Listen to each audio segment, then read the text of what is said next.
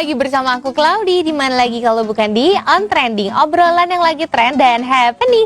Tentunya hari ini Claudi akan memberikan informasi ter-up-to-date untuk viewers di rumah nih. Kali ini kabarnya kurang menyenangkan ya, karena berkaitan dengan bisnis yang berpotensi untuk gulung tikar. Jadi penyanyi dangdut Indonesia yang ternama yaitu Inul Daratista, kan dia itu punya bisnis karaoke.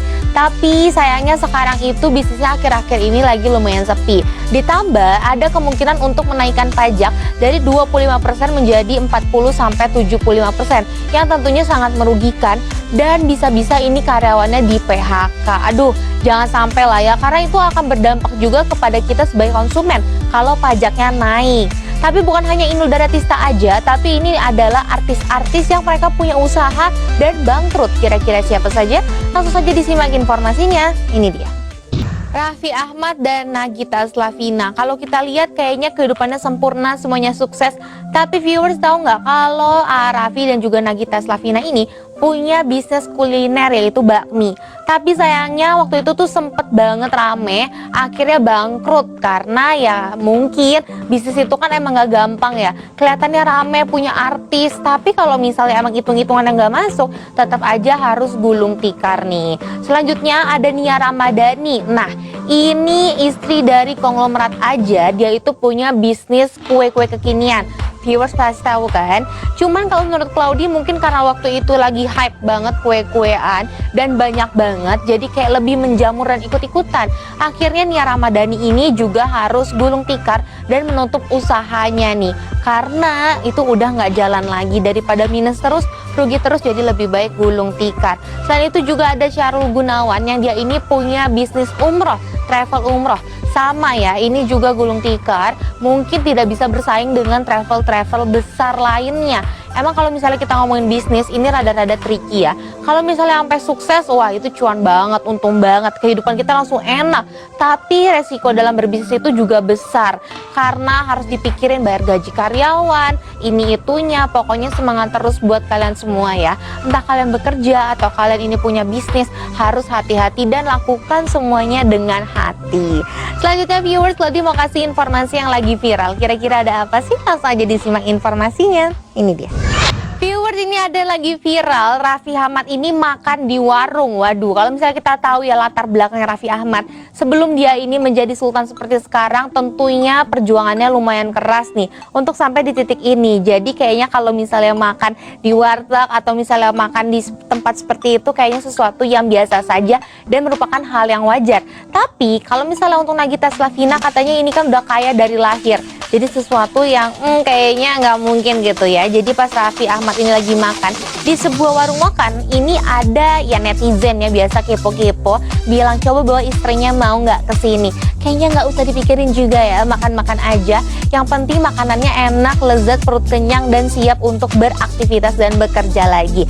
Yang penting kalau misalnya kita makan yang enak, pasti kita mulai jadi lebih baik dan pasti kerjanya jadi lebih semangat. Tapi salut sih sama Raffi Ahmad, dia itu bener-bener the real sultan, tapi dia itu nggak sombong dan tetap rendah hati. Yang paling penting dia itu menghargai orang lain, karena kelihatan nih pas dia makan dia juga bercengkrama dengan orang-orang di sekitarnya, nggak yang sombong gitu ya, padahal udah jelas-jelas dia itu sultan. Selanjutnya viewers, buat kalian pencinta sushi, kalian pasti tahu ya sushi itu tuh sesuatu yang sangat enak, lezat, dan rasanya itu sangat menggiurkan. Makanan asal Jepang ini, kalian tahu nggak kalau misalnya kita biasanya makan sushi itu sekitar segede ini ada sushi yang hanya terdiri dari satu butir nasi dan juga ada satu toppingnya. Wah, kalau misalnya kayak gitu gimana ya? Bener-bener sushinya tuh cuman satu butir nasi dan juga toppingnya cuman satu di atas situ. Itu apakah bener-bener namanya kreasi? Tapi kalau misalnya kayak gitu keren sih, karena katanya itu justru butuh kerja keras yang lebih ekstra lagi. Kalau misalnya kita yang makan gimana? Itu kalau misalnya kita makan sushi aja satu plate isi 8 masih lapar. Ini cuma satu butir nggak apa-apa. Itu namanya seni dan juga harus dihargai ya. Kalau Claudi lebih milih yang isi 8 aja. Udah ya, daripada kita ngomongin makanan terus, ngomongin sushi, Claudi jadi lapar. Claudi mau kasih informasi misteri aja.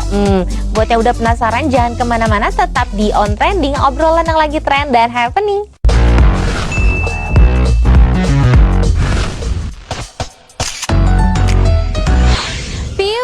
kembali lagi di On Trending, obrolan yang lagi trend dan happening.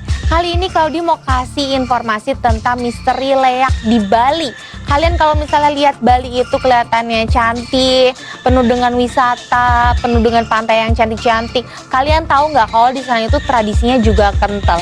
Kalau misalnya suka nonton tradisi leak ini ya, kalian pengen tahu nggak sih sebenarnya sejarahnya itu latar belakangnya seperti apa? Langsung aja disimak informasinya. Ini dia.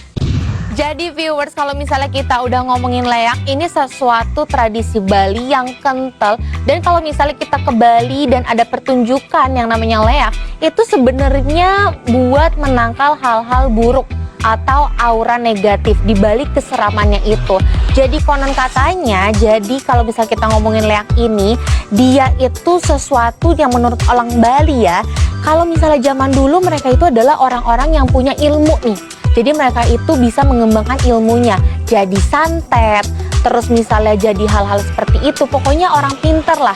Dan setelah berkembangnya zaman, ini sekarang di Bali jadi lebih kayak adat aja dan tradisi untuk menangkal hal-hal yang buruk atau hal-hal yang jahat atau yang negatif. Makanya kalau misalnya kita ke Bali, ini bukan hanya leak aja, masih ada upacara-upacara lainnya. Pesan Claudia, kalau misalnya ke Bali, hormatin tradisi-tradisi yang ada. Kalau misalnya dilihat emang, aduh ini kan sesuatu yang serem ya, katanya orang itu zaman dulu itu mereka itu berilmu biar mereka itu bisa menguasai ilmu-ilmu ini dan ilmu itu. Tapi kenapa sekarang dijadikan sebuah pertunjukan dan sekarang tuh masih ada sampai detik ini?